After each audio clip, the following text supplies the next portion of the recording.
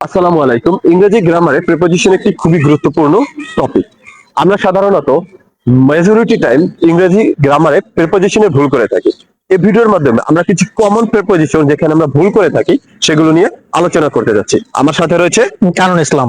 So কানুন কিছু sentence বলবে, আমি সেগুলো কারেক্ট করে দেব। Okay. First sentence is I am married with Lija. No, here should be married to Liza, কারণ ম্যারিড এর পরে আমরা সাধারণত টু ব্যবহার করে থাকি। Okay. Second sentence is listen me.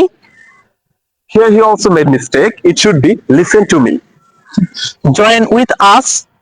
It also wrong because we do not use join with. We use only join. After the word join, we cannot use with. Just say, thank you for joining us. Okay. So fourth is he was going to school in Monday. He made really a big mistake here because কোন specific or single day এর পূর্বে আমরা সাধারণত on ব্যবহার করে থাকি, আমরা কখনো ইন ব্যবহার করি না।